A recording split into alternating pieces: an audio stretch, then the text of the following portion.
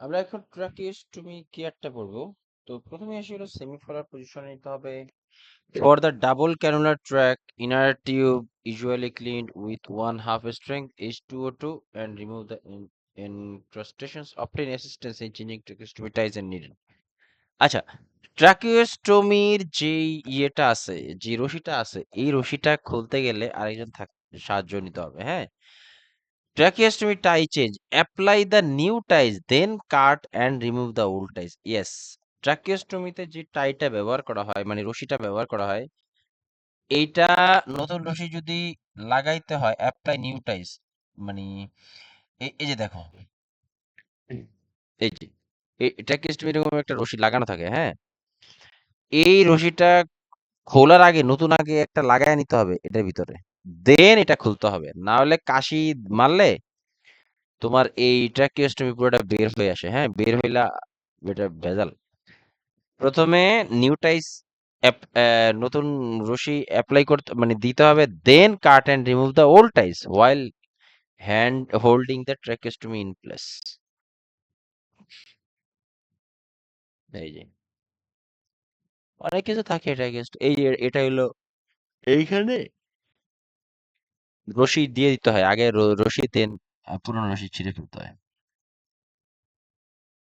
ট্রাকিওস্টমি tie tightness, check for tightness of tracheostomy ties soon after insertion and periodically and ensure one finger can fit under the ties. Yes. এই রশিটা বাঁধার পরে দেখতে হবে টাইটা মানে tight এই রশিটা ঠিকভাবে বাঁধছে কিনা এটা বোঝার জন্য আঙুল দিয়ে দেখতে হবে, যে এক আঙুল যদি ঢুকে তাহলে ঠিক আছে, আর যদি না ঢুকে ঠিক মতো তাহলে টাইটটা বেশি টাইট হয়ে গেছে। If the tube dislodge with within 1 week of insertion, এই ট্রাকিওস্টমি করার 1 সপ্তাহ ভিতরে যদি এই ট্রাকিওস্টমি টিউবটা বের হয়ে আসে, reinsertion of the tube is difficult, it takes 1 week for healing. Yes, একবার যদি কোনো কারণে এই ট্রাকিওস্টমি কাশি দেয় অথবা পেশেন্ট নিজেও যদি বের করে ফেলে, তখন 1 সপ্তাহের ভিতরে যদি এটা হয় তখন এটা রিইনসার্ট করাটা খুবই ডিফিকাল্ট, কারণ ট্র্যাকিওস্টমি করার পরে ওইখানে যে একটা কাটা ছিঁড়া হয় এর ফলে একটা এডেমা হয়, এডেমার জন্য নেক্সট 1 সপ্তাহের ভিতরে আবার যদি এটা এডেমা এই রিইনসেট করতে যায় তখন এটা ডিফিকাল্ট। এই জন্য পেশেন্টকে যাতে এই কোনোভাবে ইটি টিউব বের করে না নিয়ে এসে সেটা খেয়াল করে রাখা হয়। বুঝছো?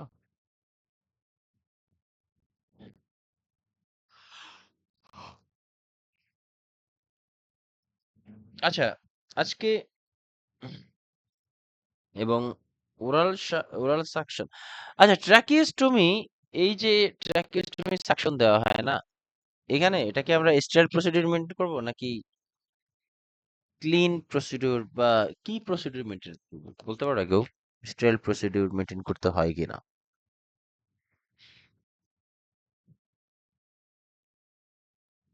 উত্তর হলো নো। ক্লিন প্রসিডিউর মানে সাকশনের সময় ক্লিন প্রসিডিউর মেনটেন করতে হয়, হ্যাঁ, নট স্টেরাইল প্রসিডিউর, রিমেম্বার। আচ্ছা, এবার আসি হলো মেকানিক্যাল ভেন্টিলেশন। আমরা ওই যে মেশিন ভেন্টিলেটর মেশিন সম্পর্কে বিভিন্ন মোড টোড এগুলো অলরেডি লেখা থাকে, বিভিন্ন মুড লেখা থাকে, যে control mode, assist control, SIMV, PEEP, CPAP, BiPAP, এরকম অনেকগুলো লেখা থাকে। তো এক একটা মুডের এক এক রকম কাজ। জাস্ট আজকে একটু প্রাইমারি ধারণা দিব, কালকে ডিটেলস বলবো, এটা একটু দেখায় দেই। কন্ট্রোলড মুড, কন্ট্রোলড মুড এই শব্দটার ভিতরেই আছে কিন্তু, যে আসলে কেউ না কেউ কন্ট্রোল করবে। এই কন্ট্রোল মুডে machine control patient whole respiration system, মানে এই কন্ট্রোল মুডে মেশিনই সবকিছু করে, পেশেন্টের জাস্ট পেশেন্ট খালি শুয়েই থাকে আর লাংস এক্সপ্রেশন রিল্যাক্সেশন করে। মেশিন সকল প্রকার ইয়ে ঠিক করে দেয় পেশেন্টকে, হ্যাঁ, যে কখন সে এ, এ, মানে শ্বাস নিবে, কখন শ্বাস ছাড়বে, কি পরিমাণ অক্সিজেন যাবে। ঠিক আছে। অ্যাসিস্ট কন্ট্রোল হলো কি, এখানে এই অ্যাসিস্ট কন্ট্রোলে পেশেন্ট শুধুমাত্র শ্বাস প্রশ্বাসের রিদম যেটা এইটা মেনটেন করে, আর কত পার্সেন্ট যাবে অক্সিজেন, টাইডাল ভলিউম কেমন হবে, কখন সে শ্বাস শুরু করবে, এই জিনিসগুলো মেশিন ঠিক করে। এটাই হলো অ্যাসিস্ট কন্ট্রোল। মানে পেশেন্টকে সাহায্য করে টু ইনহেল অ্যান্ড এক্সেল। এবং সবচেয়ে বেশি ব্যবহৃত হয় হলো অ্যাসিস্ট কন্ট্রোল মোড, হ্যাঁ, সবচেয়ে বেশি। পেশেন্টের নিজের লাংসও কিছুটা কাজ করে, আর বাকি কাজ করে হলো তোমার মেশিন। এটা আরো কিছু জিনিস, তারপরে এসআইএমবি হলো সিঙ্ক্রোনাইজড ইন্টারমিডিয়েট ম্যান্ডেটরি, কি বলে, ভেন্টিলেশন। এখানে মূলত পেশেন্ট এবং এই এসআইএমবি মোড যেটা, এই এসআইএমবি মোডে মূলত পেশেন্ট এবং মেশিন বোথ পাশাপাশি কাজ করে। এখানে এককভাবে কেউই পুরোটা কাজ করে না, পেশেন্টও করে না, আবার পুরোটা আবার মেশিনেও করে না।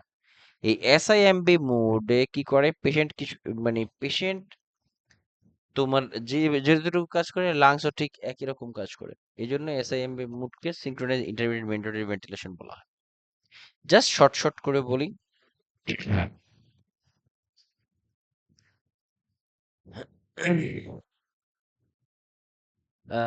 তারপরে আসলে পি, বাইপাপ, সিপাপ মেশিন, এগুলো আমরা কালকে পড়বো, এই বাইপাপ সিপাপ মেশিন সম্পর্কিত, হ্যাঁ।